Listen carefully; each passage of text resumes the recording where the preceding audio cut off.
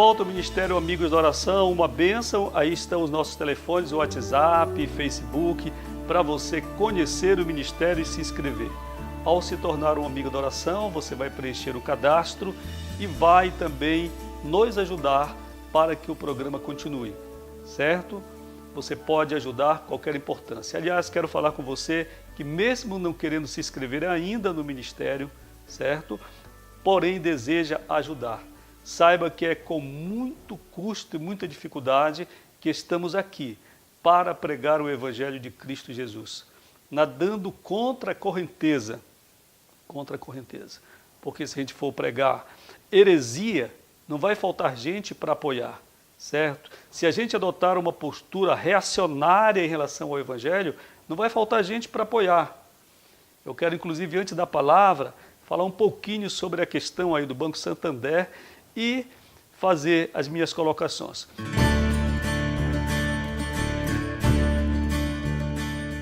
Nessa questão do Santander, é claro que nós discordamos frontalmente daquela exposição. Aquilo ali é um atentado ao Estatuto da Criança e do Adolescente, certo? Não resta dúvida que a exposição foi de péssimo gosto. E então, a reação da sociedade quanto à repulsa da exposição é legítima. Agora, bem diferente é a conduta de alguns que, numa atitude de vingança, de vindita, de represália, eu estou falando inclusive de alguns pastores nacionais, certo? Vem e faz uma campanha para fechar o banco, porque pedem que todas as pessoas fechem suas contas do banco. Eu quero perguntar para você, meu irmão, você que é pastor, você que é crente, eu quero lhe perguntar se Jesus nos ensinou a sermos vingativos. Foi isto que Jesus nos ensinou? Mas é impressionante. A gente não pode falar, a gente não pode tocar, certo? No Facebook as pessoas me ofenderam muito porque eu disse que nós deveríamos, quanto crentes, encontrarmos meios legítimos, legais e coerentes para expor a nossa indignação contra o pecado da sociedade, no caso desse atentado aí, perpetrado por uma instituição bancária. Eu disse isto. Você sabe o que aconteceu? As pessoas se levantaram ferozmente. Claro, elas não estão entendendo que estão buscando a vingança. A vingança não vem do Senhor, não vem de Deus. Jesus nos mandou amar os nossos inimigos e orar pelos que nos perseguem. E se um banco fecha, milhares de pessoas perdem seus empregos, famílias vão passar necessidade. Você compreende? Então nós temos de ser coerentes. O que a gente percebe nessas questões é que meia dúzia de pessoas, políticos principalmente, tentam tirar proveito dessa situação. Para mim são parlamentares de rapina, que eles se apropriam da podridão do mundo e em cima disso fazem bandeira. Eu gostaria que os parlamentares evangélicos e todos os parlamentares mostrassem trabalho, projeto político, projeto aprovado na Câmara, no Congresso. Você entende? Não adianta querer enganar quem é inteligente que não consegue. Voar em cima da carniça e fazer um alarde em cima disto, pregar a retaliação, pregar a vingança. Irmãos, isso não é postura que Jesus nos ensinou. Que ele ensinou mesmo, amai uns aos outros, amai os vossos inimigos e orai pelos que vos perseguem, para que vos torneis filhos de Deus. Glória a Deus. Agora eu quero chamar para você o devocional da semana. Qual é a sua posição quanto a este assunto? Você acha que na igreja existe discriminação? Vamos ler o que está escrito na carta de Tiago, carta de fogo desse homem de Deus. Ele escreveu no capítulo 2 e verso 1 o seguinte: meus irmãos, não tenhais a fé em nosso Senhor Jesus Cristo, Senhor da glória, em acepção de pessoas. E Tiago segue, como diz o devocional, este é um dos devocionais que utilizamos nesta semana em nossas reflexões diárias, que você pode acompanhar, certo? pelo site ruiraiol.com.br, se você quiser. É um programa de rádio que faço em algumas cidades do Brasil, certo? Diariamente. Então, se você quiser, o programa são apenas 10 minutos. É o devocional, um comentário, a oração. É só você mandar um WhatsApp agora e o seu nome. E vou lhe mandar todo dia o devocional para você ouvir e compartilhar com outras pessoas. Quando Tiago segue a sua narrativa, ele é bastante enfático quanto à questão do trato que nós damos para com os pobres em determinados momentos. Tiago parece que está assistindo a um dos nossos cultos.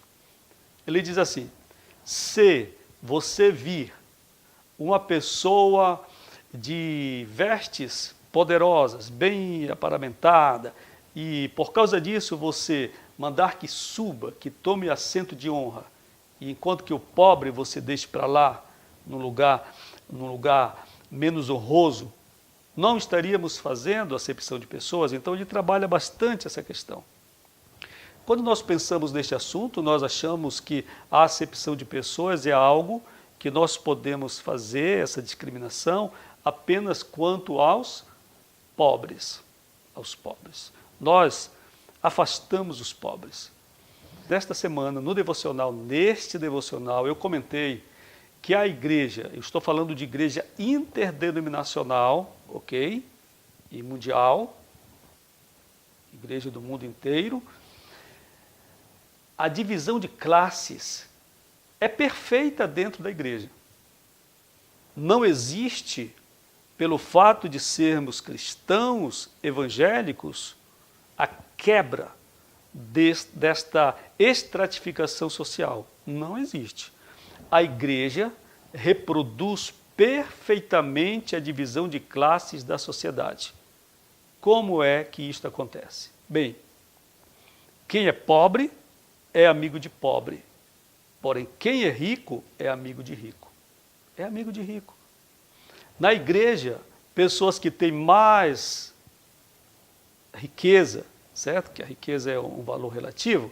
Pessoas que são mais abastadas, elas se relacionam com outras pessoas igualmente mais abastadas, ok? Quando na igreja uma pessoa tem uma posição de autoridade na sociedade, por exemplo, um promotor, um juiz, um desembargador, não pense que ali na igreja não haverá segregação. Haverá segregação. Eu tenho visto ao longo de 40 anos de minha caminhada na igreja evangélica no Brasil a discriminação de pessoas que detêm condições, status social dentro da igreja, em detrimento do irmão menos favorecido. E a igreja, então, ela reproduz perfeitamente o modelo de divisão de classes.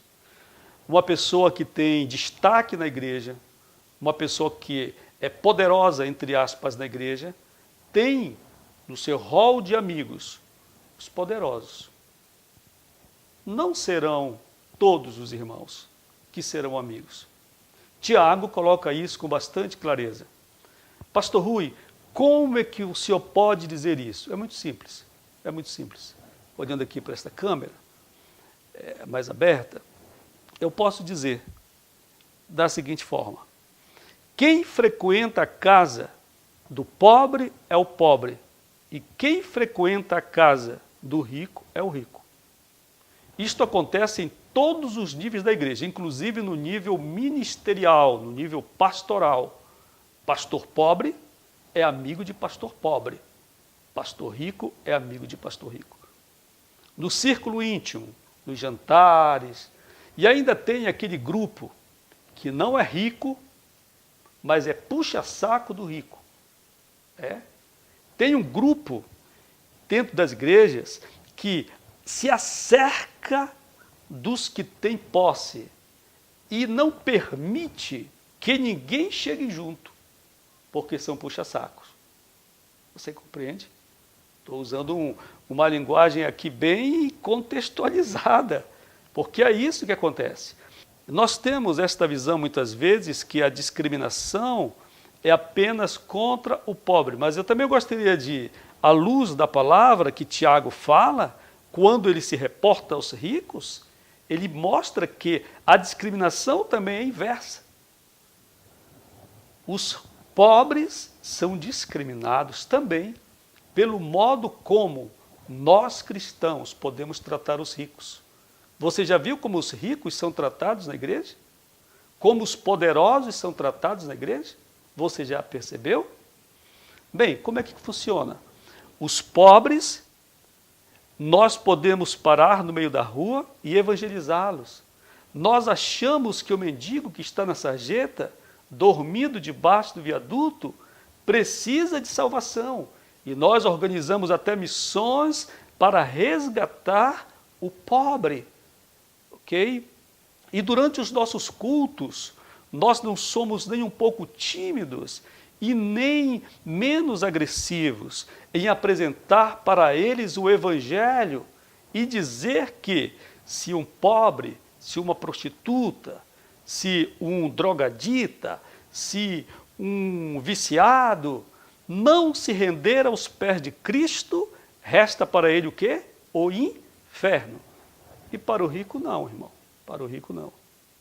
Eu tenho assistido cultos ao longo dos meus 40 anos na igreja evangélica e no meu caso particular na Assembleia de Deus, e eu vejo pessoas babarem para os ricos na igreja.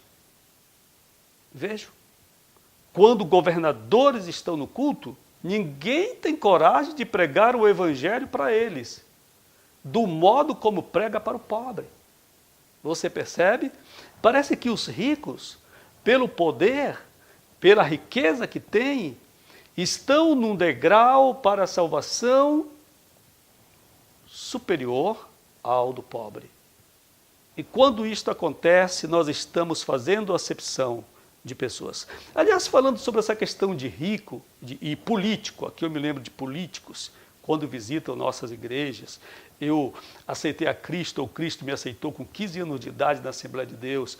Eu assisti desfiles de políticos visitando a igreja. Eu me lembro de um dos primeiros políticos que eu vi entrar na igreja evangélica da Assembleia de Deus, em Macapá, era um vereador, ele era advogado, e naquele tempo eram poucos advogados na cidade.